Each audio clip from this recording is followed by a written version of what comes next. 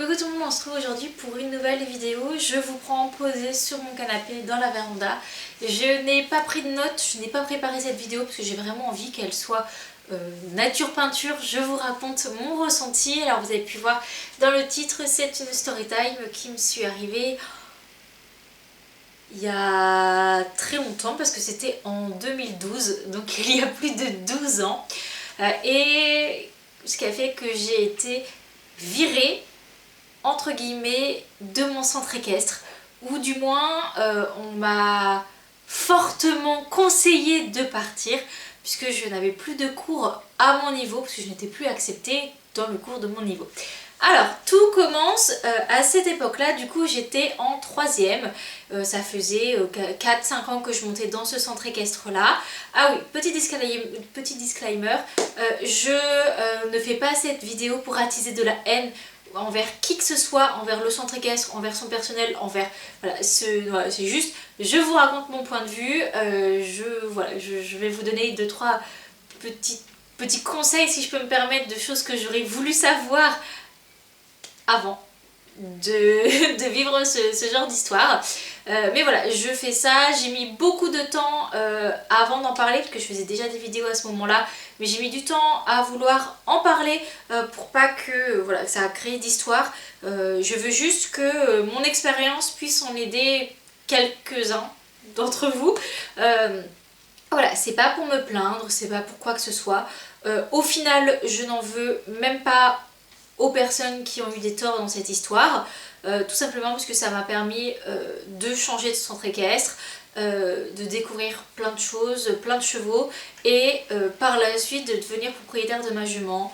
Donc voilà, peut-être que mon histoire aurait été totalement différente si je serais restée dans ce centre équestre là. Donc voilà, c'est un mal pour un bien, et à l'heure actuelle je ne leur en veux même pas, juste c'est quand même une histoire qui, je pense, mérite d'être racontée. Donc c'est parti, j'étais donc en 3ème, et en 3ème il y a un stage d'observation à faire, et je précise dès le début, un stage d'observation d'une semaine.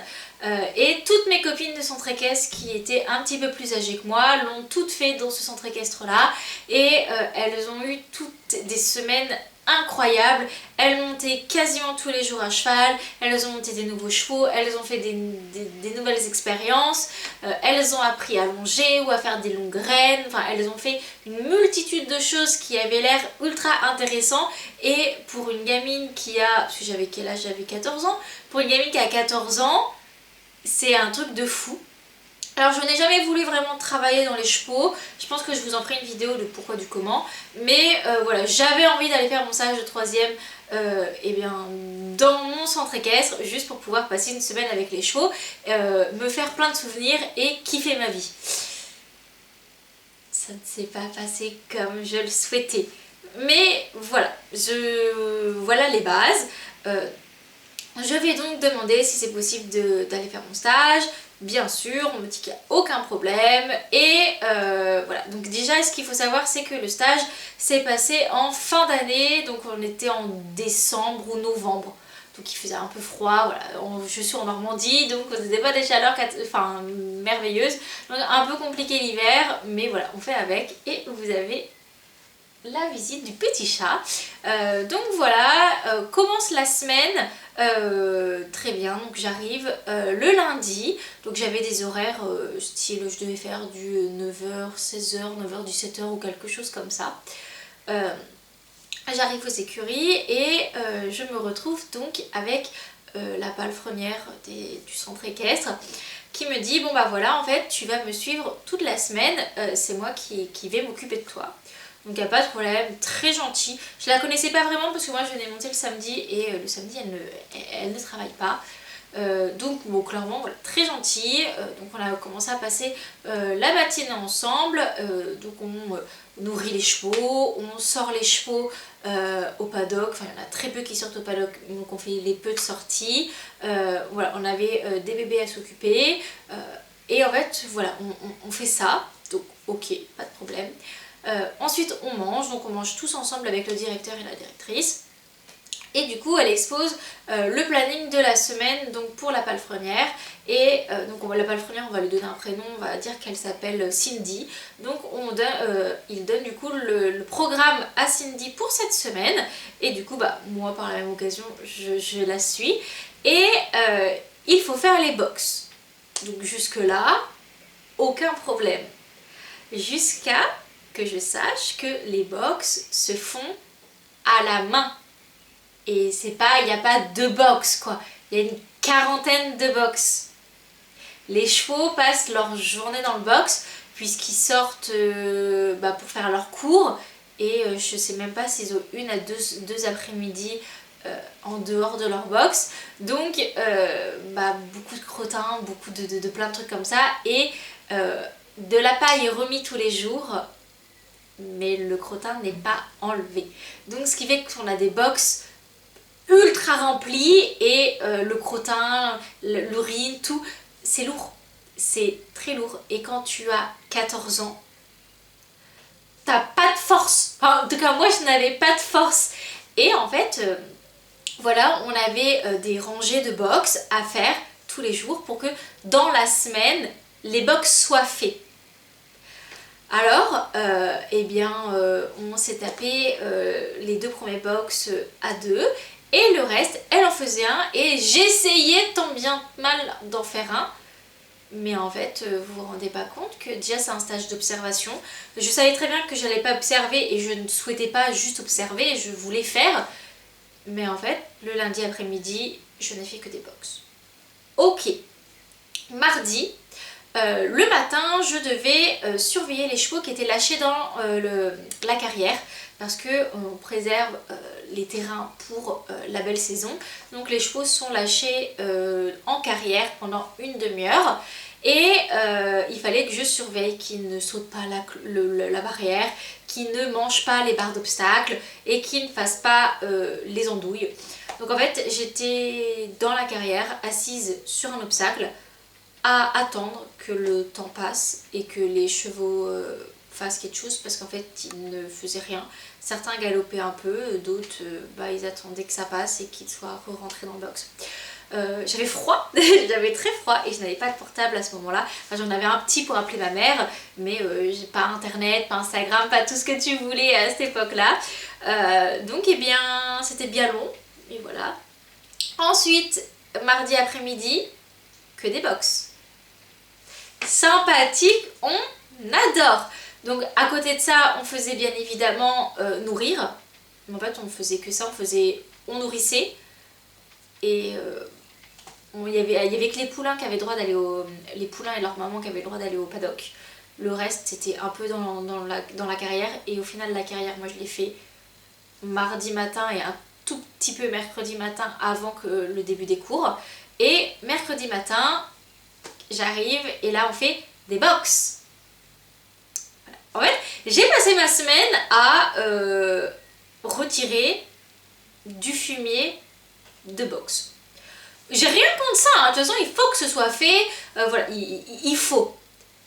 Mais alors déjà que c'est pas fait toutes les semaines, que les choses sont peu sorties, que la paille est remise comme ça, c'était vraiment lourd, on en avait vraiment une quantité mais énorme. Et voilà, moi c'était pas mon truc. En plus je ne souhaite pas forcément travailler dans les chevaux, donc je faisais. Le mercredi après-midi, il fallait qu'on aide les plus petits à préparer les chevaux. Ça, c'est l'un des moments les plus kiffants, c'était assez sympa. J'ai bien aimé, parce que j'avais vraiment un contact avec les chevaux, hein, parce que quand tu as ton contact avec ta pelle et ton fumier, voilà. Et vers 16h le mercredi, la directrice vient me proposer de monter à cheval parce qu'une fille finalement ne vient pas et du coup il y a un poney de libre pour la séance du soir que j'accepte bien évidemment et donc je fais une séance. Alors c'était dans un niveau inférieur à celui que j'avais, peu importe, je montais, c'était sympa. En plus c'était un poney que j'aimais beaucoup, je crois qu'on a fait des jeux si je me souviens bien. Et voilà, c'était sympa, j'ai bien aimé. Et j'arrive le jeudi matin. Et là, personne. Personne aux écuries. Bon, bah je dis zut. Enfin, un petit peu... je sais pas ce que je dois faire. Vraiment, je suis livrée à moi-même. Je vous rappelle, j'ai 14 ans. Et là, je suis toute seule dans une écurie, il n'y a personne. Je m'avance du coup de plus en plus dans cette écurie-là. Tous les chevaux ont l'air d'être contents de me voir. Donc, je pense qu'ils n'ont pas mangé. Je me dis, bon, eh bien... je vais essayer d'aller leur donner à manger, même si je connaissais pas les rations, parce que moi on me disait vraiment au cas par cas, cheval par cheval. Et c'est pas en ayant travaillé 3 jours que j'ai retenu les rations de tous les chevaux. Et là, la brouette à grains quasiment vide. Bon, ok, je fais quoi? Je dis bon bah je vais attendre un peu. Peut-être que Cindy, du coup, la palefrenière, elle a peut-être du retard. J'attends une demi-heure, j'attends 1 heure, toujours pas, les chevaux commencent à s'impatienter, moi aussi. Et du coup, j'appelle ma maman en me disant, bah voilà, en fait j'ai croisé personne, je sais pas ce que je dois faire, j'attends, je ne fais rien, voilà, parce que même je pouvais même pas continuer de faire les box qui n'avaient pas été faits, parce que j'en fais quoi des chevaux qui sont dans ces box là, et puis enfin voilà, t'as 14 ans, j'ai des toutes petites, toutes gringalettes face à certains grands chevaux. En plus à cette époque là, je pouvais avoir peur avec des chevaux qui étaient un peu dans le sang ou un peu brusques. Donc je faisais pas la fière, donc je ne faisais rien. Et donc ma maman décide d'appeler les propriétaires du centre équestre. Et visiblement ça n'a pas trop plu parce qu'en les appelant, elle les a réveillés. Alors je précise qu'ils dorment sur place, mais moi j'avais beau taper à leur porte du bas, ils n'entendaient rien. Ils doivent dormir à l'étage je pense.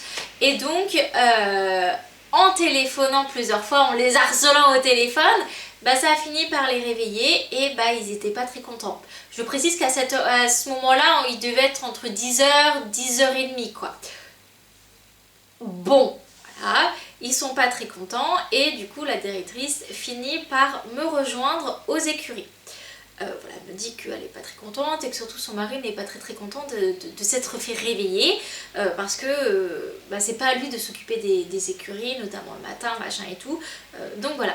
Et je leur dis que du coup je suis seule. Et elle me dit ah bah oui c'est normal, Cindy a pris sa journée.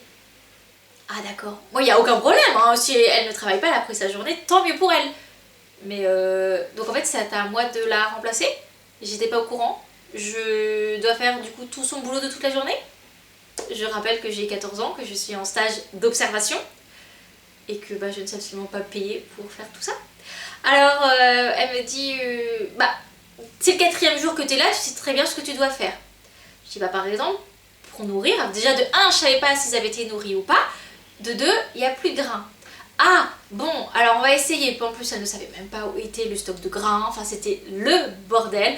On finit par nourrir les chevaux et comme ça n'avait vraiment pas plu au propriétaire, le directeur qui était lui-même après avoir nourri les chevaux venu me voir en me traitant tout simplement sans mettre les formes que j'étais une gamine qui n'avait pas, comment je pourrais dire, qui avait le culot d'appeler sa maman parce qu'elle était toute seule et qu'elle ne savait pas quoi faire, que je devais être autonome, qu'à mon âge, voilà, j'aurais dû me démerder parce que c'était quand même mon 4e jour à l'écurie et ça faisait plus de 4 ans que je montais chez eux. Donc au bout d'un moment, fallait que je me sorte les dos du derrière et que je fasse ce pourquoi j'étais là pendant le stage.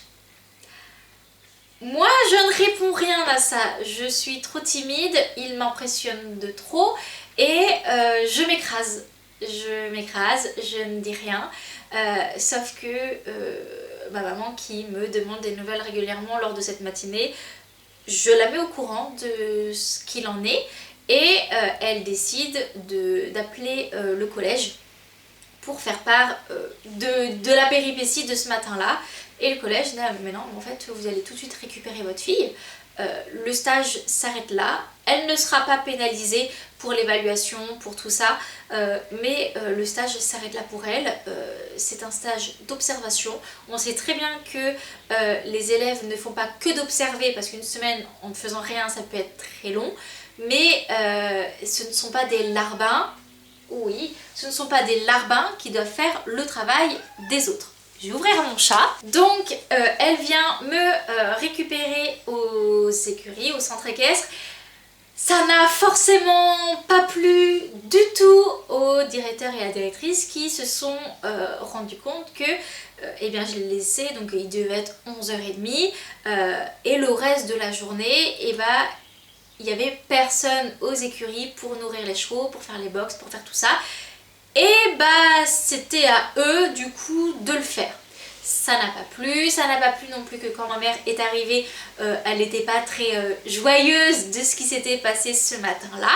Mais le pire c'est que ce n'était pas ma mère ni moi qui étions les plus, comment je pourrais dire ça, mécontentes de cette matinée. Et à ce moment-là, au moment de partir, on me dit tout simplement que je ne suis plus la bienvenue dans mon cours, parce qu'en fait c'était le directeur qui me faisait les cours à ce moment-là, que je ne suis plus la bienvenue dans son cours et qu'il ne voulait plus jamais me faire cours. Ok, je suis restée sans voix, comme là à l'heure actuelle. Encore une fois, ça me choque que l'on peut dire ça à une gamine. Quand on voit le contexte et que c'est pas la gamine qui a tort. Je ne comprends pas. Et du coup, la directrice, pour essayer de calmer un peu le coup, hein, parce que pour le coup, j'ai plus de cours à mon niveau, puisque là-bas c'est des cours à partir du galop 5, t'es en galop 5-7. Et moi j'avais mon galop 5. Et enfin, je venais la semaine d'avant de passer mon galop 5. On me l'avait validé, enfin du moins on me l'avait accepté. Ils me l'ont jamais validé sur la FFE. Donc j'ai dû le repasser une deuxième fois dans mon second centre équestre. Bon ça, à ce moment-là, je n'étais pas au courant. Et donc elle me dit, la directrice, il n'y a pas de problème, tu vas venir dans mon cours, on garde le cours à la même heure, tout ça. Et donc... ok, je reste dénue, mais de toute façon je ne souhaitais plus, moi non plus, monter avec ce monsieur-là. Donc ok, aucun problème. Et arrive le samedi de mon cours d'équitation. Et là en fait je me rends compte vraiment que je n'ai rien à faire. De 1, dans ce centre équestre-là. De 2, dans ce cours. J'étais dans un cours, il y avait... parce qu'en gros... le samedi matin, il y avait 3 cours. Il y avait les cours vraiment débutants, généralement première voire deuxième année d'équitation. Ensuite, il y avait le cours fourre-tout. Et ensuite, il y avait le cours galop 5-7. Donc en fait, je me suis retrouvée avec des petits galops 2. Des personnes qui débutaient l'obstacle. J'ai rien contre les débutants, ceux qui débutent l'obstacle. Je suis passée par là, tout le monde passe par là. Mais en fait, j'avais rien à faire avec eux. En une séance, je me suis ennuyée comme pas possible. Parce que ils évoluent plus lentement, ils ont du mal à comprendre certaines choses, que moi c'est des choses que j'ai acquis depuis des années. Donc je dis bon, compliqué. J'en parle du coup à ma maman en disant que voilà, je pense que c'est la goutte de trop. Je ne souhaite plus continuer dans ce centre équestre et notamment dans ce cours-là. Parce que clairement j'allais régresser, plus progresser d'un côté mais régresser de l'autre, parce que je ne faisais rien, du pas, du trot, du galop, et sauter 3 croix de 30 cm. Pour un galop 5 c'est ultra frustrant, vraiment. Et de plus de ça j'avais monté l'un des poneys, c'était un peu le poney mal aimé du club, et je me suis demandé si c'était pas entre guillemets fait exprès. Alors, dans ce centre équestre-là, c'était par trimestre. Donc on payait les cours par trimestre et du coup ça s'arrêtait fin d'année. Donc ça s'arrêtait un petit peu avant les vacances de décembre. Et il me restait 3 cours dans ce club-là. Ma maman me dit, voilà, j'aimerais quand même que tu fasses les 3 cours. voilà, je vais prendre sur moi, je vais le faire. Mais à côté de ça, bien entendu, on cherche ailleurs. C'est là que j'ai fait une autre vidéo pour comment j'avais trouvé mon deuxième centre équestre. Et je l'ai trouvé assez rapidement. En plus, il était plus ou moins dans la même commune. Et ça veut dire que les 2 cours d'après, je montais en parallèle déjà dans l'autre club. C'est avant de m'inscrire vraiment dans l'autre centre équestre, je faisais des cours, c'est-à-dire que je montais dans mon futur centre équestre le mercredi et dans mon ancien actuel le samedi, et tout le monde a été très vite mis au courant. Comment, je ne sais pas trop. Après, je commence à publier un peu sur les réseaux, mais de base, je n'avais pas de personne de ce centre équestre-là qui me suivait. Mais en gros, voilà. Donc, tout le monde a su qu'en parallèle, je cherchais un autre centre équestre et que je montais déjà dans un autre centre équestre. À partir de là, en cours, je n'existais quasiment plus. J'avais les chevaux. Je pense que tout le monde avait ses chevaux et que celui qui restait, c'était pour ma pomme.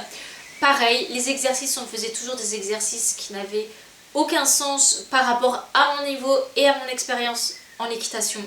Donc voilà, je n'avais aucun intérêt de continuer à payer et d'aller monter pour monter des chevaux qui ne m'étaient pas forcément adaptés, ni faire des exercices par rapport à mon niveau. Et il me restait, enfin ça c'est donc on va dire la première séance, 2 autres séances du coup. Je prépare mon cheval et la directrice vient me voir en me disant j'ai appris que tu avais été voir ailleurs, un peu comme si que je l'avais trompé, qu'on était en relation, que je l'avais trompé, que je n'avais pas été fidèle, que ce n'était pas forcément très cool de ma part de continuer à monter dans ce club là alors que je cherche ailleurs. En fait j'ai payé, je finis juste mes cours et en soi on n'a aucun problème à monter dans 2 centres équestres différents. Si tu payes tes cours, bah t'as le droit de faire tes cours, peu importe le club, enfin de mon point de vue, et que si je partais je ferais une grave erreur. Et là c'est vrai qu'à cette époque là je pouvais paraître vraiment comme la petite chose manipulable, parce que j'étais très introvertie, j'avais vraiment du mal à dire ce que je pensais, mais je n'en pensais pas moins. Je cogitais beaucoup dans ma tête, tout ce qu'on me disait je le retenais, je ne disais pas grand chose ou alors des ah oui, des ah peut-être, mais ce sont des choses qui 12 ans après m'ont encore marqué. C'est une conversation que je peux encore dire limite mot à mot. Comme quoi du coup j'allais faire une grave erreur parce que ça faisait quand même 4 ans que je montais dans ce centre équestre là, que j'avais fait mes premiers pas à poney ici, que je connaissais beaucoup de monde, donc en gros j'allais abandonner tout le monde et que si je partais et ben, je ne leur reparlerai plus, comme si voilà vraiment ça faisait une rupture. Et notamment par rapport aux chevaux, j'allais abandonner mes chevaux et poneys préférés. Et là, avec du recul, je me dis quand même, comment tu peux dire ça à une gamine de 14 ans? Si tu changes de centre équestre, tu abandonnes ton poney préféré. Alors que je le montais plus, que j'avais été, il y a 2-3 semaines avant, j'avais fait mon dernier concours avec lui parce que j'avais un niveau, je commençais à avoir du niveau trop élevé et il commençait à vieillir, donc on avait dit qu'on arrêtait les concours pour le passer sur des plus petites épreuves avec des plus petits cavaliers, que je l'abandonnais alors que je n'avais aucun droit sur ce poney là, et c'est pas parce que je changeais de centre équestre qu'il allait ne plus être nourri, ne plus être monté, être logé, être... Et je me rends compte vraiment là, à l'heure actuelle, qu'il faut quand même avoir le courage d'aller dire ça, même mon chat est d'accord, à une gamine juste parce qu'elle souhaite partir du club. Je n'ai rien dit sur le moment, j'ai fait ma séance et le week-end d'après, c'était gelé.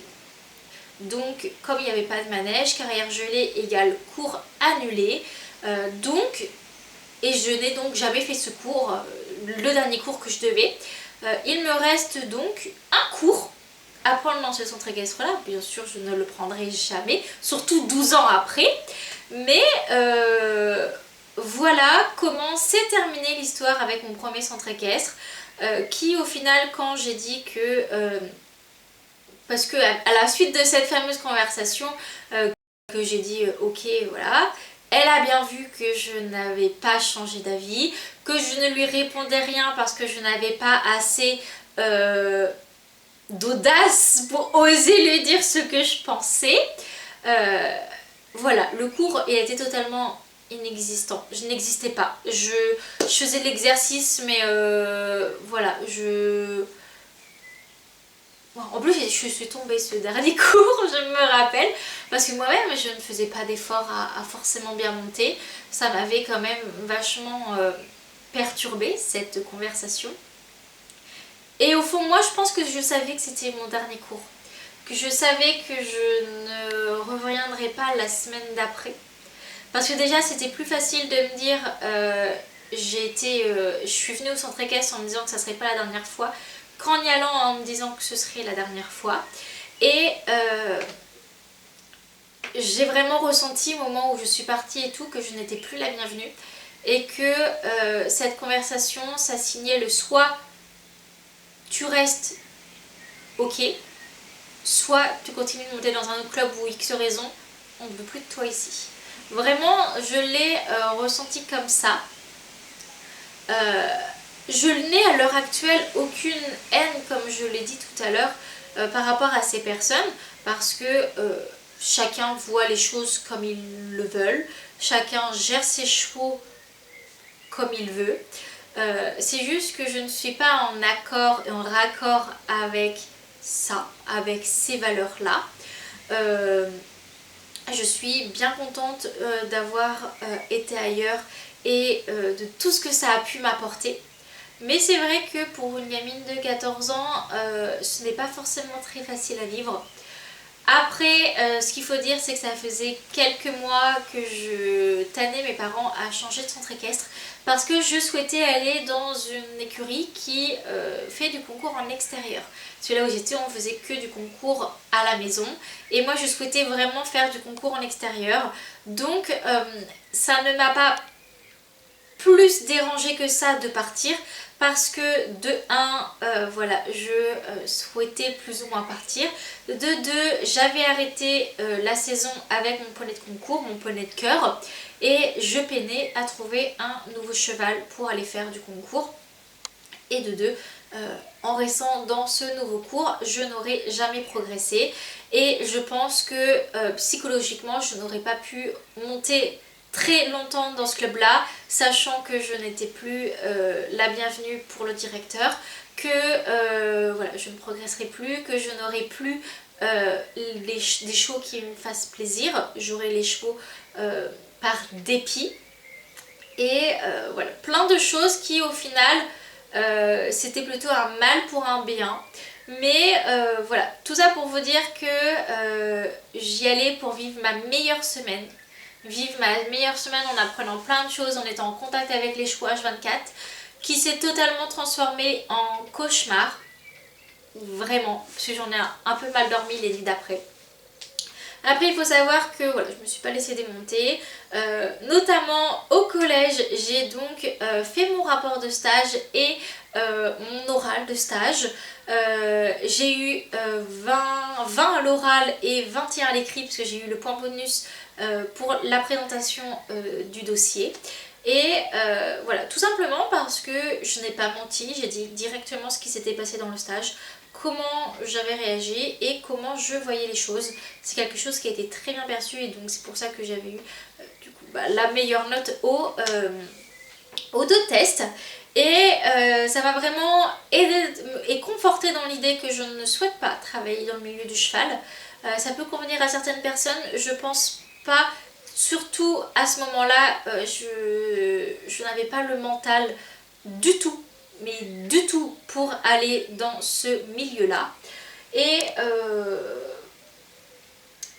ouais, au final, j'en vois vraiment un côté positif. Ça m'a vraiment permis de me rendre compte des choses, de partir plus vite que ce que je ne serais partie de ce centre équestre là pour apprendre et faire toutes les rencontres que j'ai fait par la suite.